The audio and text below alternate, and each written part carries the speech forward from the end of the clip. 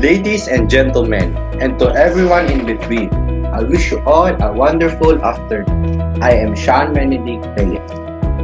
It is both of great honor and pleasure to officially welcome you to QuaranTEAM, an online panel discussion as regards to the ongoing COVID-19 pandemic.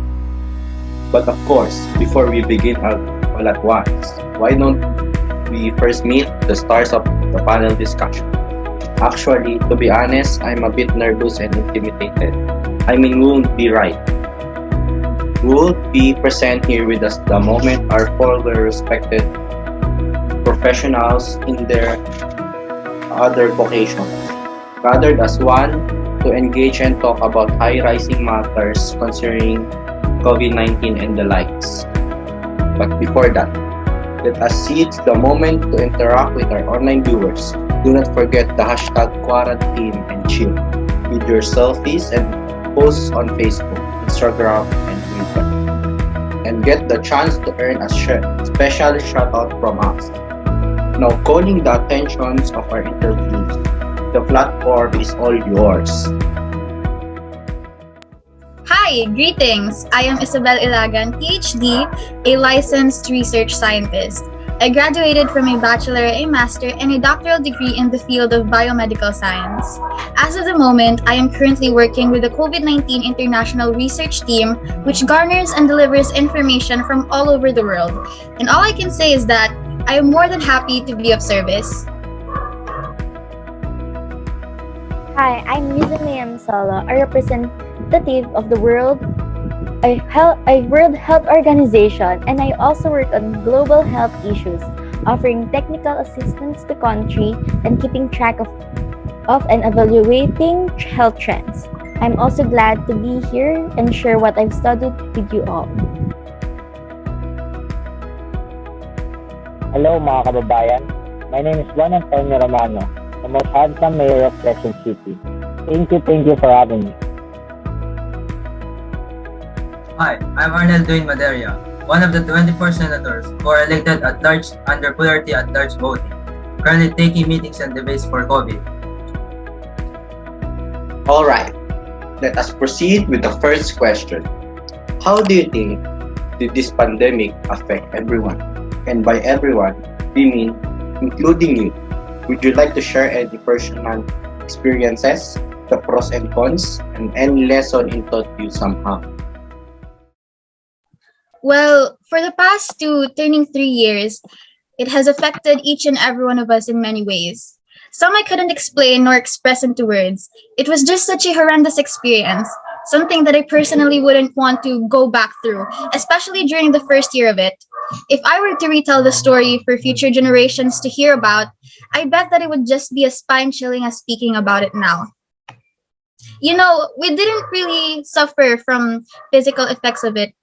For those who caught the virus and for those who are doing their very best to avoid it, we fought and we're still amidst fighting. We fell into a hole of mental and emotional trauma. And even after all of this, research-based, I would say that our daily lives, we are never going to live it the same way that we would before, pre-pandemic. It's just different now. Actually, I've witnessed people, friends, relatives, my family, I have witnessed them suffer from sleep disorders, persistent exhaustion, weakening even more due to high levels of depression, stress, and anxiety. I have seen how economies faltered and shattered, how many lives were endangered and lost. As for the pros, we took the challenge of flexible working and exploring better. It felt like it was compulsory to toughen ourselves up, especially us who works in the medical field. And knowing that public health is at great risk, we can't shilly-shally. We can't be impulsive. We have to immediately carry out plans and opt to making better solutions from time to time. It seemed like it was a sin not having everything pre-planned. We've planned A's, B's, C's, and up to God knows what letter we're at. And because nothing is certain, like nothing at all, it was tiring. Probably this is the most tired that I have been throughout my whole career. But it does build character. It built mine. It's not the best experience in this lifetime, and every day we go through different levels of pain, heartaches, and regrets, yet we also grow through it. This pandemic, in the company of restrictions and less social interaction with the outside world, it is something that we could still see a positive side of. With all the learnings and realizations, maybe we could even be thankful for it someday. Not now, but one of the random days from the future, definitely. Pandemic affect almost everything, especially the health and economy of the world. Health due to the symptoms and fast spreading of the virus. Our health has been put into danger because the virus is still new and until now, there is no known cure for this illness, which leads us to the cause of economic crisis due to the waste of preventing the spread of virus. For the past 2 years and a half, almost three, too much has happened across the country, particularly to the people who are suffering mentally, because we know that the past times have been difficult not only to take care of our bodies but also our mind. For me, I can't really explain my roller coaster experience very well, but it's very difficult, especially the traumas experienced throughout the pandemic. COVID-19 made us realize how fast and borrowed our lives are. So we need to help ourselves to be strong and follow all the protocols. Hello, good afternoon, Sean. Well, of course, it is devastating indeed.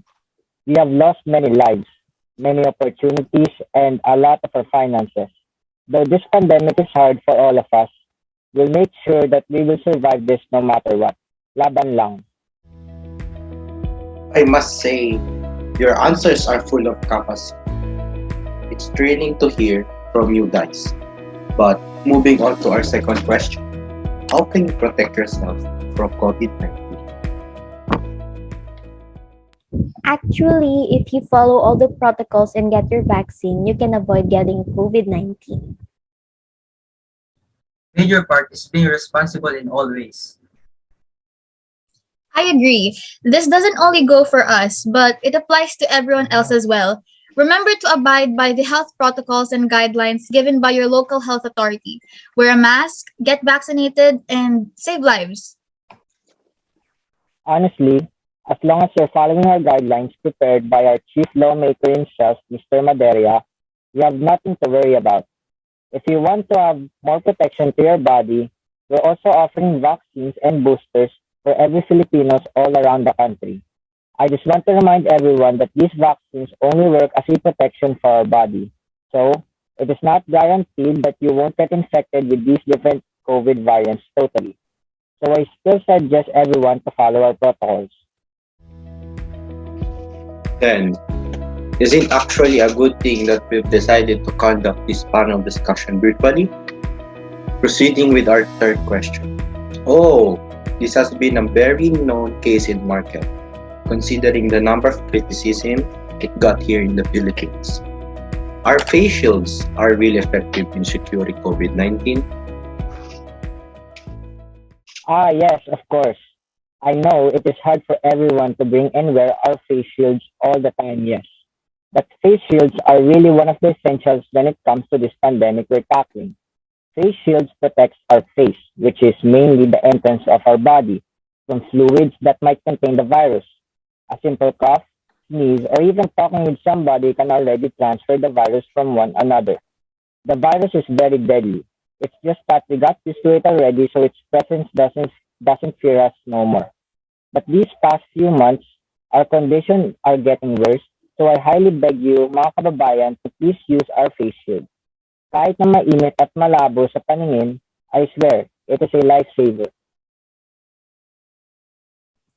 Face shields can help us, but they aren't effective as face masks. We still need to maintain our protocols such as social distancing, but the face shield won't protect you from COVID-19, especially now that we know that the COVID can be an airborne. Face shields provide much effectiveness than normal, but doesn't protect us 100%. According to a 2014 study, it does its work in reducing the wearer from exposure. It also reduces surface contamination. It protects you, yes, but still, it is best to wear a face mask underneath and to maintain social distancing. The circulating belief which it should replace face masks, a big no-no. It can be added protection, but it is not as effective. It won't protect you alone from being infected by the virus, especially now that there is growing evidence of aerosols carrying coronavirus may actually be airborne. and are the ones primarily responsible for spreading COVID-19. BBC Future actually featured a recent study at a hospital in Florida, which found that viable SARS-CoV-2 virus could be isolated from air samples up to 4.8 meters away from infected patients. As for our fourth question, answerable by yes or no. Are the treatments available? And by available, we mean as of the moment?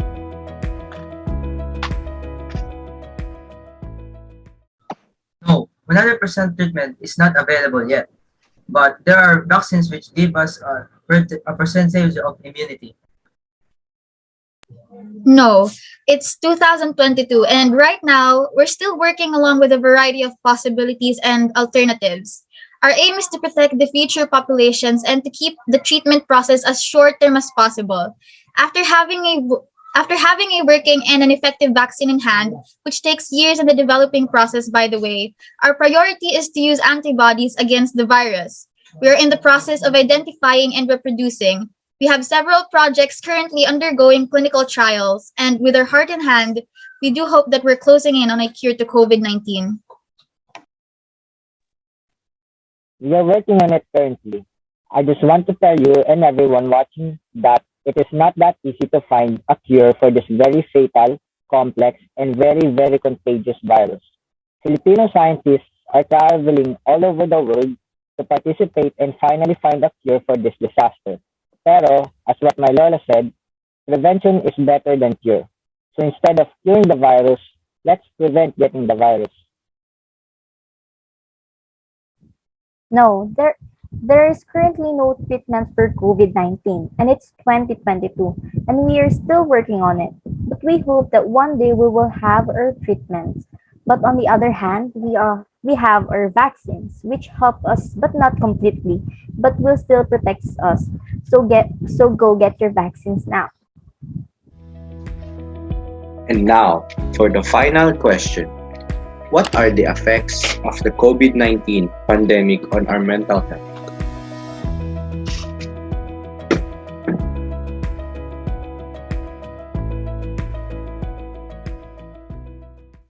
COVID-19 has a potential to cure chronic mental problems. It causes anxiety, depression, especially when we're restricted to our homes and we do not leave our homes.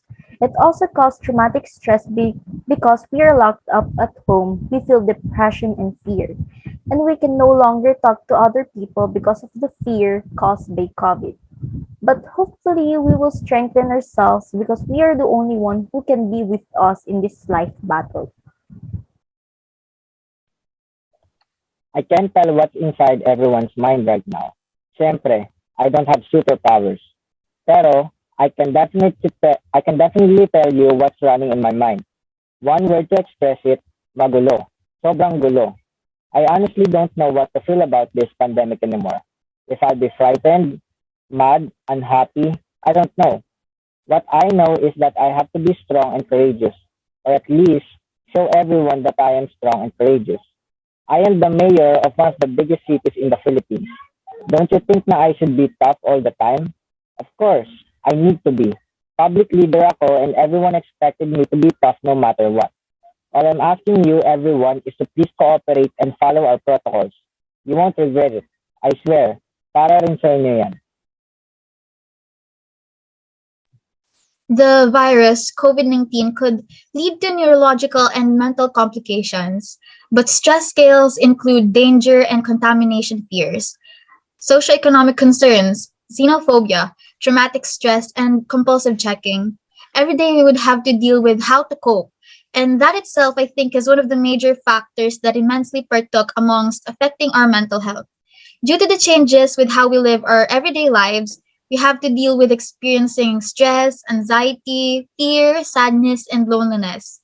The only thing that we could do to receive this is to resolve this is to keep in touch with one another. Focus on being able to express how you're feeling, what your current state is, communicate, seek help from mental health professionals, or at least talk to someone, but don't necessarily rely on them for reassurance. Because at the end of the day, all you have is yourself. You have to be brave on your own. You only have you to trust and count on. Fear of the unknown is one of the effects of COVID-19 during the beginning of this pandemic. Stigma is one of the effects of those people who was infected by the sickness.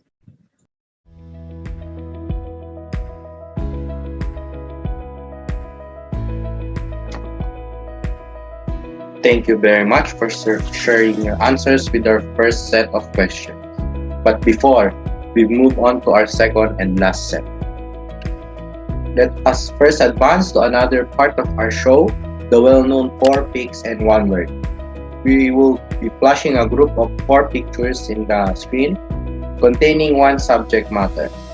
And all you have to do is to say the first word that comes in your mind. There is no such thing a correct nor a wrong answer. We are simply for your thoughts regarding this issue. Let's start. First off,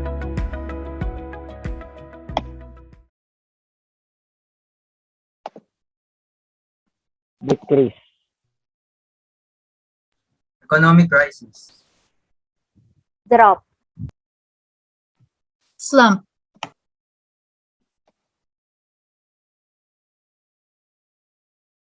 Philippine government, corruption,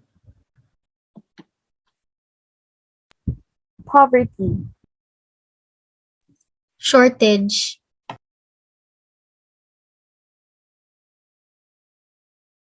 stressful, depression, Mental illness.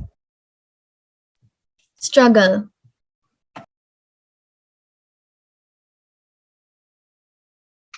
fatal, infection, Unbalance. Unsettling. here goes the most awaited final question and answer portion. Without further ado, we're beginning with the first questions of out of 3. The first question is, what do you think should be done prior to the surge of COVID-19 cases throughout the first 3 months of its rampancy? Do you think that back then we could suppress the growth among people who are being infected? Or maybe we could have prevented it at all? Do you have any what ifs, possible resolutions, or what could have been as in mind? Actually, speaking from experience, as scientific researchers, I don't really think that there's much we could do other than continuously study and experiment with our theories, with our what ifs. Dating from the very start up till today, it is all that we could do. Run clinical tests from time to time, wait and further look into it, analyze, and it's a cycle. It's repetitive, yes, but we come up with better strategies every time. As for suppressing the growth prior to what we had before, it is always easier said than done. Why? Needless to say, this whole pandemic, although the virus has existed millions of years ago with bat and avian species, we didn't see it coming. Not at all, right? And it's also not like we could have prevented it all at once. Trust me, research laboratories have it way harder. We could have done a lot better though if we had acted on it right away. Start off with countries instantly shutting their borders. The cases would have been stagnant for a while now if we had done so. We were where we were at. I understand the risks, but it is indeed kind of slow paced. My biggest what if is, what if we were quick to act on it? And what if we were attentive enough to recognize that it is not something we should have belittled? Back then, what if we had just straight off saw the strange amidst what we thought was normal? Well, I think that if we had closed all the country's border, banned all the international and domestic flights, we could have prevented the enormous amount of people being infected with the virus. And as for your second question, well, yes, I also have my own what ifs regarding to the action that we have made during the first 3 months of rampancy of the virus. We could have done a lot better. What if we close all the borders immediately? What if we prevent the people from Wuhan from going to different places? And what if we ask them to isolate and quarantine? Maybe this pandemic will never happen at all. The first 3 months of COVID-19 cases, the government should have focused more on the health of people, going quarantine more early and shutting down airports or closing the borders to avoid planes that carry people who are infected. And the government should have been more strict in terms of people not following the rules. Based on my honest opinion, I don't think that we'll be able to prevent this wave of misfortune that happened to all of us. But we could definitely lower the amount of cases if we are more prepared. Okay, moving on. Knowing that we are battling amidst a global pandemic and you are fully aware of the risk that you are putting yourself into, especially in your designated field of work, what are the challenges that you had to go through in pursuit of ensuring the safety of public health? As a lawmaker, I had to go through so many things just to ensure the safety of people, like making a law that everyone should make a schedule when they want to access with the health services to avoid inequality. And we also try to ensure the people to follow the rules and get vaccinated. Being a World Health Organization representative is a privilege. However, it also gives me a huge responsibility. Since the pandemic happened, we encountered a lot of challenges. Financial deficit, financial deficit is one of the huge challenges in this pandemic. Without having the right amount of budget, we cannot control the eradicate of the virus immediately. Also, we are aware that there are people who violent and don't follow the rules that we have recommended. And also, there are a lot of people who are anti-vaccine, so we are really having a difficulty in preventing the spread and ensuring the safety of every single one of us. It honestly feels like I am defying the unknown. I'm just doing what I need to, what I am tasked to do. Every morning when I wake up, I can't stress enough how much courage it takes to be able to work in my best state. But at the same time, I would always remind myself that I need to be of service. There are people out there who entrust their lives to us. This is what I've pledged for. It's been a big deal figuring out what's best for the safety of everyone. We struggled a lot with reassuring the public, more so about herd immunity. Also, with convincing them to get vaccinated. On the other hand, yeah, we can't blame them. We struggled financially. We struggled with having to work amidst the granted safety protocols. As most universities and research institutes have been closed, we were also forced to stop ongoing experiments. We struggled from working home, far from laboratories. We struggled with the distribution of vaccines. We had to make sure that there's enough being manufactured for hundreds and millions and billions of people who are likely to depend on it. It's already years of distress. And guess what? We're still in the thick of fearing what's undeniably fearful. As a government leader, I always have to make sure that I am aware for every movement happening in my designated town. I have to patrol all the time, which is in fact dangerous for my own health. But I have to sacrifice myself for many other individuals. That's my job. Ang ipagtanggol kayo. Last but never the least, the big question now is, well, will it all end? Or should I say, will it ever end? What are insights about this $1,000,000 question? You know, those questions are somehow really hard to answer. Not because we don't think that this pandemic will ever end, no. In fact, the real question is kailan tayo magkakaisa? If every one of us at least followed our protocols, then wala sana tayong problema ngayon.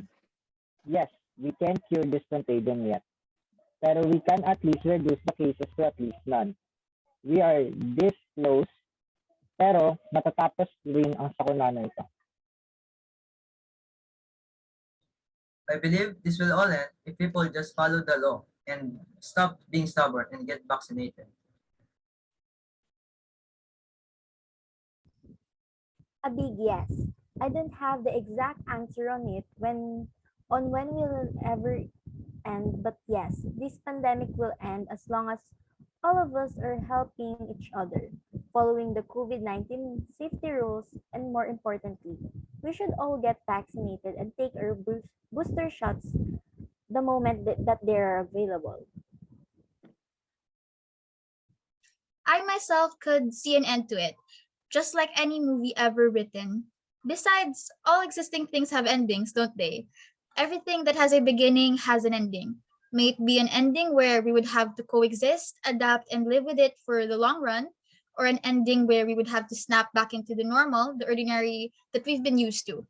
It's filled with maybes and uncertainty. No one knows when, where, how, and what the chances are. But what's certain is that we should all share the same vision of freeing ourselves from this global pandemic. Perhaps this way we could finally and realistically put a stop to it. Anyway, for now, as much as possible, follow safety protocols, stay at home, get vaccinated, take booster shots. I'll be here wishing you all the best for today and always. There we have it. That concludes our segment with public health professionals. Thank you so much for tuning in with us today.